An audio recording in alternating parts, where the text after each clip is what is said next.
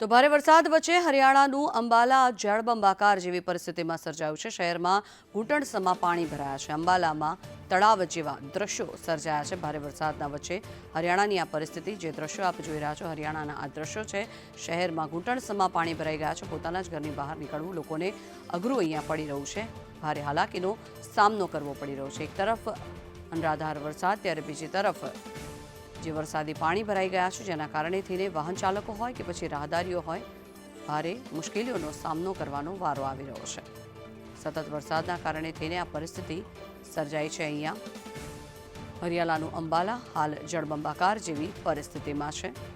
વાહન વ્યવહાર પણ અહીંયા ખોરવાયો છે। આ રોડ રસ્તા પરના દ્રશ્યો આપ જોઈ રહ્યા છો કે જ્યાં નદી અને તળાવ હોય તે પ્રકારના પાણી અહીંયા ભરાયા છે અને રાહદારીઓને ભારે હાલાકી ભોગવવાનો વારો આવી રહ્યો છે। બીજી તરફ રોડ પરના ખાડાઓના કારણે થઈને પણ અકસ્માતના ભય લોકોને સતાવી રહ્યા છે।